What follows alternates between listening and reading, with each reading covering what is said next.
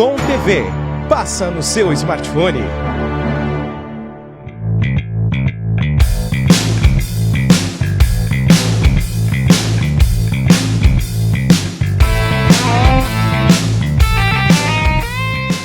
Alô, amigos!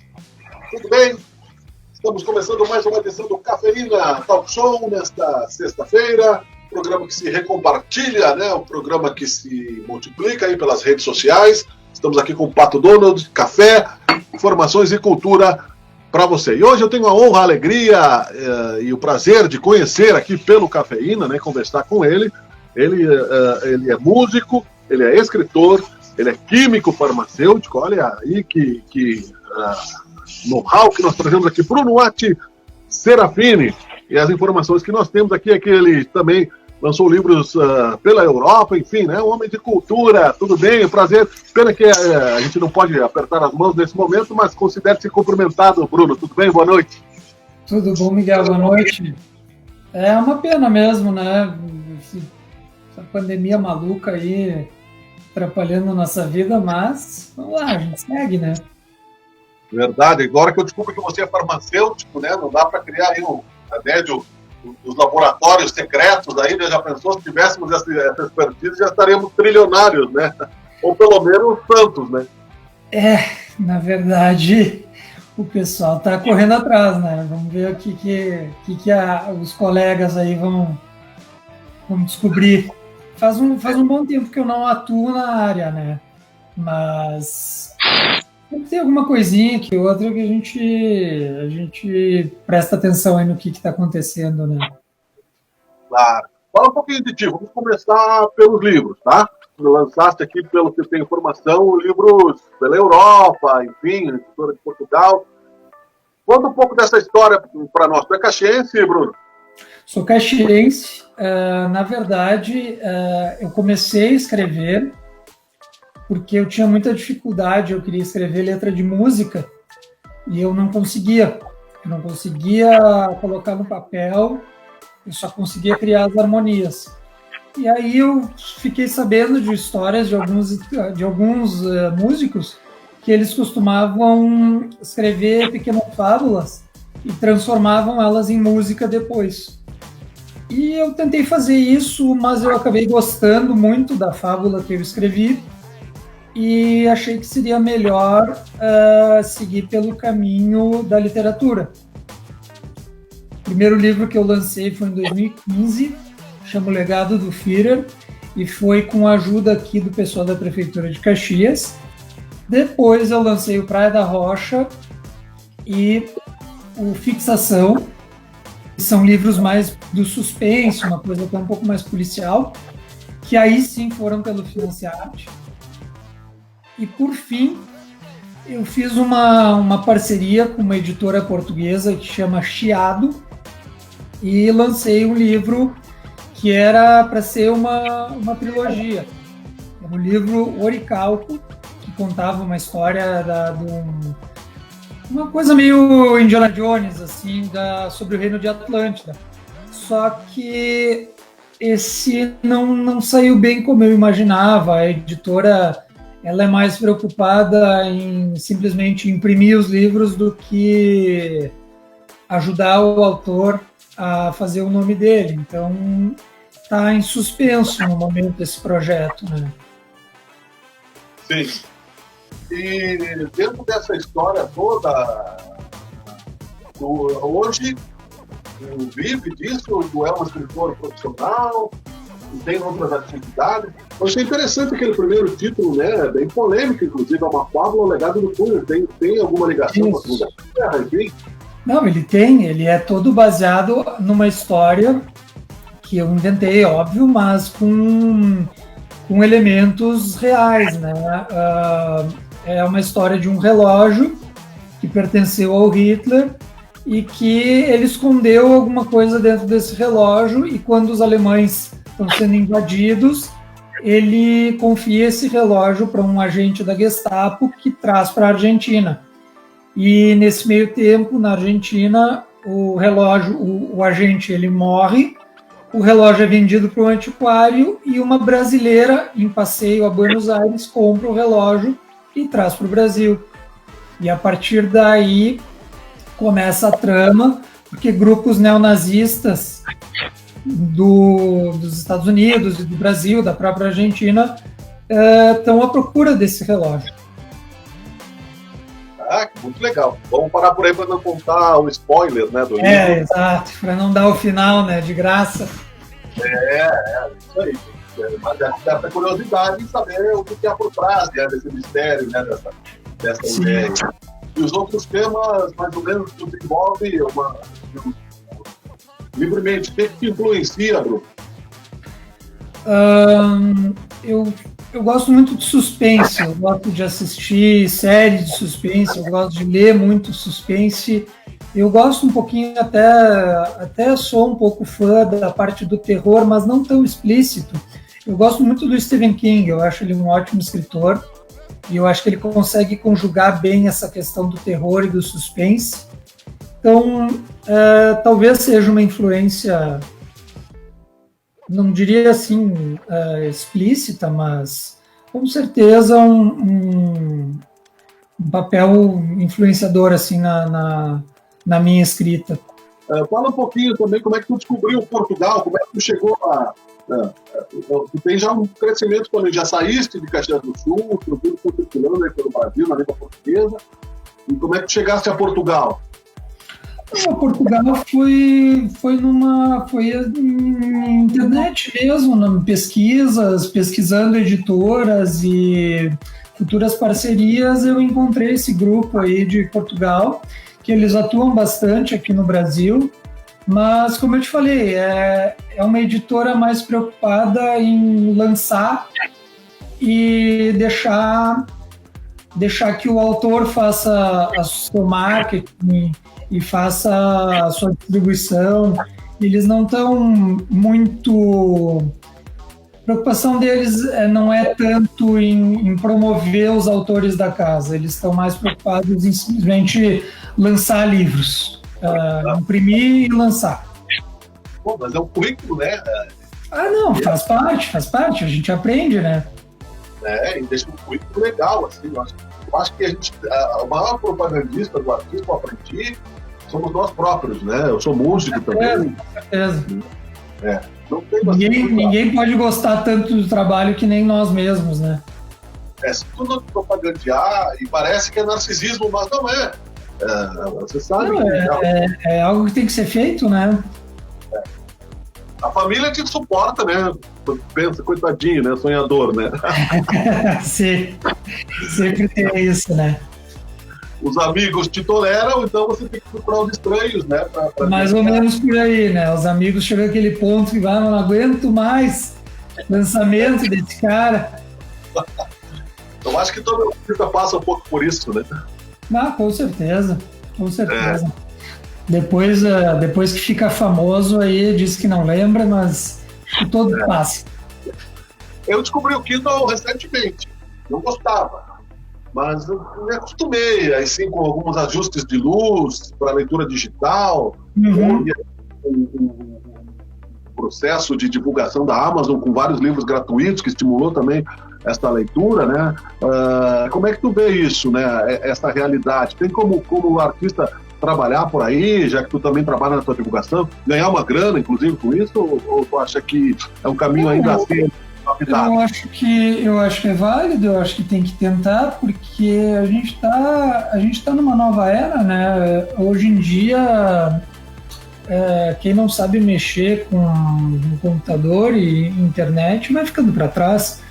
Então eu acho que é importante. Eu particularmente não gosto. Não consegui me acostumar com Kindle, não gosto de ler no computador, mas tenho um dos meus livros, inclusive o Fixação, lançado pela Amazon. E eu acho que é válido, desde que, na minha opinião, assim, desde que as pessoas estejam lendo, sempre é válido. Conta um pouquinho desse processo da tua relação com a Amazon, como foi, até como dica pra galera, né? Sim, eu entrei na questão da Amazon pelo KDP, que é o Kindle Direct Publishing, que é uma plataforma que a Amazon te possibilita de tu lançar o teu e-book de graça. Então, tu coloca o teu e-book lá, tu decide o preço, tu decide como vai ser tudo, e eles te pagam royalties pelos downloads que são feitos do teu livro. É um processo bem simples, bem fácil, e eu recomendo para qualquer autor que esteja querendo apresentar o seu trabalho, eu acho que é uma ótima porta de entrada. Embora alguns desses streamings eles te cobrem para colocar, né? Tu precisa ter um certo meio campo para conseguir entrar. E esse da Amazon não, tu simplesmente te loga, né? Faz uma conta e sobe o teu livro para lá. Legal. E tá dando resultado? Tá indo bem? Assim, Teve um bom resultado no começo, os primeiros meses ele figurou lá entre os mais lidos e mais vendidos até da Amazon, mas normalmente quando a gente é independente, se tu não fica o tempo inteiro investindo naquilo, o normal é que dê uma caída, né, depois de um tempo. Fixação trata do quê, Bruno? Fixação é a história de um psiquiatra que teve problemas com bebida e drogas, separou da família, a mulher levou a filha dele para longe e ele estava com sérios problemas, não estava trabalhando. Ele resolve voltar a praticar medicina e um dia, numa tarde, ele recebe uma paciente muito estranha, que ela diz para ele que ela não precisa de terapia, ela só precisa desabafar a história dela. E ela diz que vai fazer isso em apenas 4 sessões, porque depois ela não quer que ele vá atrás dela, não quer saber de mais nada. E tudo bem, até no início ele aceita, só que depois ele vai se deixando levar pela história dela e ela vai começando a influenciar ele de uma forma estranha, ele vai tendo alguns comportamentos, toda vez que eles conversam, ele depois tem uns lapsos de memória, ele começa a ter alguns problemas, umas recaídas para as drogas, e ele acha que tem a ver com ela. Ah, legal. Para por aí, então, que as histórias já é bem interessante. Envolvendo a psiquiatria. Isso. Questões humanas, é bem legal isso, né? O sentimento humano, para explorar, tem bastante nuances, né? É bem interessante, realmente. Quer falar um pouquinho de música? Qual é o instrumento que tu toca? Como é que é a tua história na música? Olha, tu sabia que a minha história da música começou muito cedo, né? Eu comecei com 8, 9 anos aprendendo aula de teclado. Depois, quando eu tinha uns 12, 13, eu me lembro que meu pai chegou em casa com violão e eu me apaixonei. Hoje eu toco guitarra e finalmente eu consegui desabrochar, né? Consegui começar a compor e fazer as letras que eu queria fazer. Então a gente está com um projeto bem bacana aí com alguns amigos, estamos no estúdio aí já há alguns meses, gravando e vamos ver o que acontece. Tem nome? É uma banda? Ou é o teu projeto solo? Como é que funciona? Não, é uma banda. O nome do projeto, por enquanto, é Demodês, porque nós somos quarentões tocando rock. Hoje em dia, eu acho que é uma coisa bem demodê, então é uma piada nossa. Mas vamos ver o que sai aí. Músicas a gente já tem bastante. Agora vamos começar o processo de gravação. Legal. Não vou te botar uma sinuca, lembrar o nome dos parceiros, porque daqui a pouco tu esquece o sobrenome de algum, né? Vai te gerar um problema, né? E vai me dar problema. Aí tu toca guitarra, canta, toca teclado, compõe, tu é o cérebro desse projeto. Eu acho que todo mundo envolvido tá trabalhando bastante. Cada um tá chegando também com suas próprias músicas. Eu acho isso bem legal, porque um vai influenciando o outro. E vai botando aquela certa competição, né? O cara veio com uma música boa aí, eu vou ter que me mexer, né? Vou ter que fazer alguma coisa mais legal. E acho que isso sempre é positivo. Isso é bom. Sendo bem administrado é bom, né? O problema é quando gera ciúmes, né? E aí a banda... Mas acho que a gente já está um pouco velho para deixar que o ego atrapalhe. Tomara que sim, viu? Porque eu sou músico, eu passei por muitas bandas, viu? Eu tive banda desde os 12 anos de idade, eu sei como é que é. Com banda de cover a gente já brigava, imagina autoral. É complicado, né? Mas o importante é continuar, né? A arte tem. Sim, com certeza.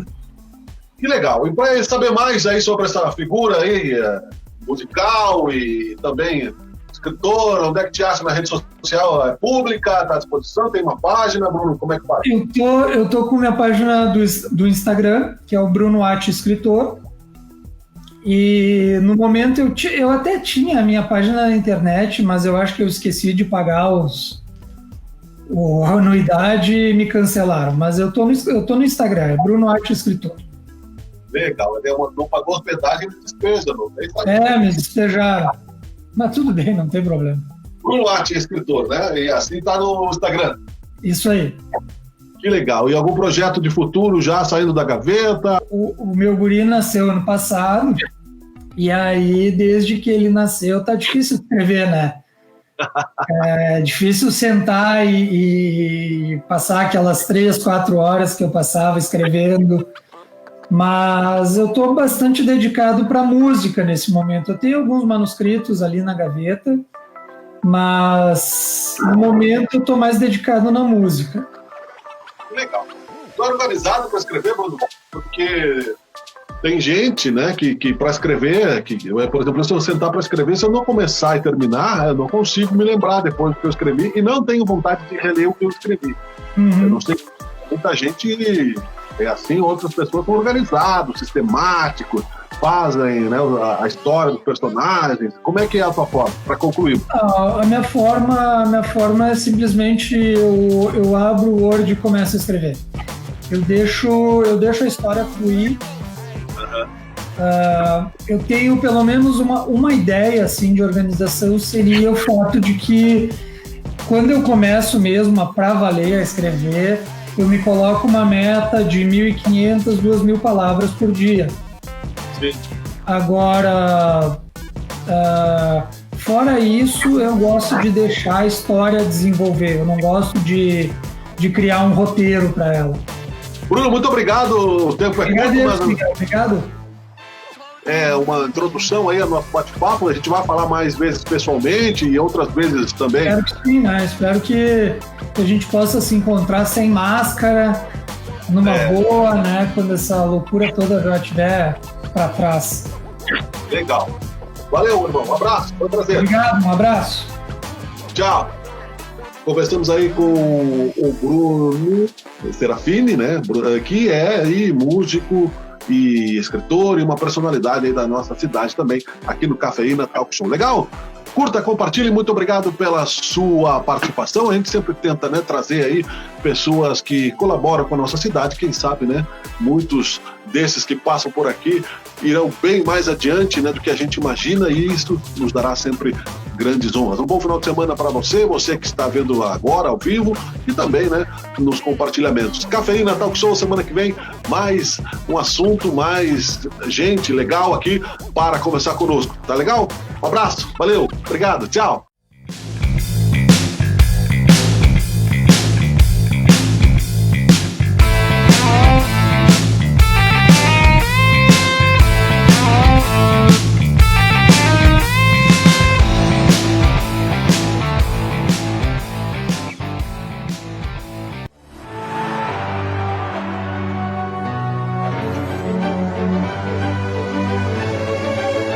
Bitcom TV.